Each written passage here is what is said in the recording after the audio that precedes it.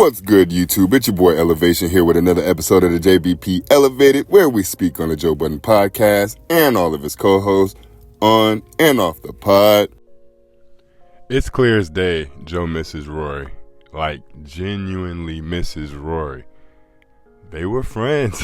Before everything, they were friends. They didn't just come together to form this podcast. The same relationship we see Joe displays with Ian, he had that admiration and respect for Rory as well. Rory was in the music industry. He was hanging with the execs. He knew Jay-Z just like Joe knew Jay-Z. He misses that kinship that they had. Fuck the podcast. He doesn't care if they never pod together again, even though I am going to get to that later. He misses being able to call Rory. And Rory just listening. You want to know what he misses the most about his friendship with Rory? Being able to vent. Being able to vent to him and Rory actually understanding what it is that he's venting about because they have a similar mindset. Joe said one thing that he bleeped out of respect, but he said one thing that made me want to make this video. When Rory gets away from bleep, he's going to take off. And of course we could assume, or he's insinuating that bleep is Maul. But the real reason he said that is because he's trying to A, sow dissension between Rory and Maul. And B, he's trying to get Rory to come back to the JBP. I know it sounds dumb. I know it sounds like I'm just speculating, even though I am. But this is how stuff like this works. We gotta start paying attention from the offset. Let's go back to when Rory got fired. And notice how I said one name.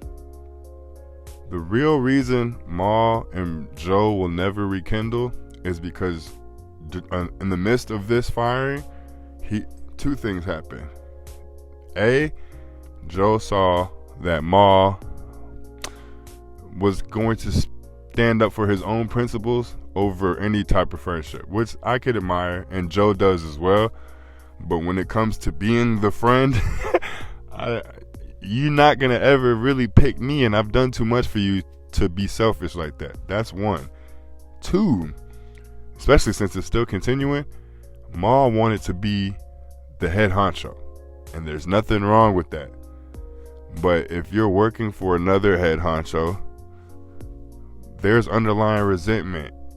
And if you start looking at things that occurred over the years, you could see that there is a tension always amongst Joe and Maul. The same way there is with Joe and Ish. You could see that the underlying tension will start to make sense once you see these actions. Oh damn, this nigga jumped ship to start his own ship and threw me under the bus the whole time he was working with me. Did you really have and harbor those feelings towards me? The reason Joe was going so hard at Maul after the breakup was because Joe did not fire Maul. And we always bring up the conversation that Joe and Maul had, where he said, this business is none of your business. I'm pretty sure Joe said it in a stoic tone or nonchalantly to the point where Maul felt disrespected. But it's the truth, nigga. What I do with this business that I pay you to be a part of literally has nothing to do with you. I tell the story all the time, but the correlations, they're too similar for me not to tell it. And shout out to my mentor. He's still my mentor to this day.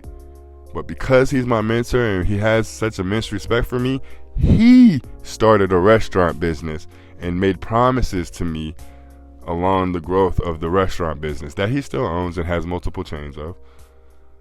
I take it because we're close and he promised me certain things without writing. There's no contractual agreement. It was just verbal that I was going to get a percentage of the company, that he was going to give me this, X, Y, Z. But then when I started asking for these things or asking for let's get this written down, and it never happened, and then decisions started being made, that's when I had my Maul moment. Oh shit, this business is none of my business. And it's not. Regardless of every bit of sweat, blood, tear, every piece of equity that you put in that store, you don't have any actual equity in the store. Maul realized he was never going to have equity in the JBP. Maul realized he could use his principles and his morals to get an advantage, as well as keeping his principles and morals intact. He didn't like and appreciate trying to go on without Rory, which I can respect because he never did shows without the two of them there. I can respect that. And it shows who he is as a man, quote unquote. But the back of his head, he had it, I'm going to start my own thing. And if I could take the talent with me, it was an underhanded play. It was an undercut. So Joe and Maul will never reconcile or rekindle as a result of that. He saw all the fuck shit that Maul did. Rory and Joe, on the other hand, Joe knows that Rory is tied to the hip with Maul because of this IP and how they broke up and all of that. If Joe fired Rory and Maul didn't follow Rory, I feel Rory would have already come back to the JBP. Or B, the path that Rory's on currently, he would have been further ahead because he wouldn't have been tethered to the hip of Maul. One thing I do have to give Maul credit for, and no one ever does, they're still ascending. It may not be an exponential ascension, but they're still going up. They're still getting new deals. They're still getting better deals.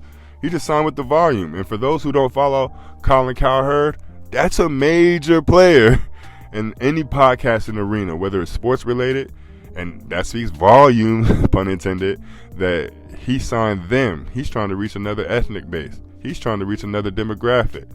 He's trying to expand his network. So Rory and Maul can now essentially do for Colin what they were supposed to do for Joe. But anyway, this long-winded story, I say all that to say this. Joe knows Rory is attached to Maul out of contractual obligations, but they keep rising, so why leave? He's basically telling Rory to get the confidence in yourself and take that leap of faith and do it on your own. And also come back over here, because I miss you, nigga. I really miss you. I shouted out your dog. You know I hate Baisley. And I still shouted your dog out. I still shouted you out. I said I'm even going to play your sleeper with the song that you made with Leon Tompkins. And shout out to Rory, because I'm sub to his page too. I don't leave comments or anything like that, but I appreciate what he's doing with the music. And I appreciate what he's just following his own vested interest. And that's something that we all need to do. But anyway, Joe misses you, nigga. I'm willing to bet at some point this year we will see an appearance from Rory on the JBP. But there's a caveat. If that occurs, that means Rory and Maul is no longer a thing. Even though they just signed this contract, I do anticipate seeing Rory on the JBP at some point this year. Next year to be safe. But let's pay attention to that, man. I just wanted to wake it up. I see what's going on. I know when a nigga's hurt. I know when a nigga's crying out. Regardless of how it seems, I know what it looked like. But I appreciate y'all for rocking with your boy as always. Make sure y'all tap in. Make sure y'all comment, engage on the page. Like the video if you like the video. Make sure you subscribe to the page if you haven't already. And for those who've been subscribed, I appreciate you. Whenever you go on your adventure today, make sure you stay safe. Return home to your family. Till tomorrow. Peace. Hey, on a side note, I've been thinking about this line that Drake said to Melissa. And he was really addressing Melissa. That wasn't addressed to Joe or Flip or anyone else at that podcast. It was addressed to you, Melissa Ford. Y'all know y'all have history. And you seemingly don't speak on Drake in a negative light. And the fact that you put that in your bio, I think you actually got the message. And for those who don't understand what I'm saying, Drake told Melissa, you are a legend. You are bigger than this. And since he has beef with Joe at the moment, he called Joe a dick sucker. But what he was really saying is, this is beneath you. You are a legend, Melissa Ford. You could do what it is that you want to do. And I think she got the message. So I'm very curious as to see what moves she was alluding to, because she said it on this pod that she has things in the works. I'm gonna be paying attention to you, Melissa Ford, and I think you got the real gist of that message. But anyway, y'all be safe. Peace.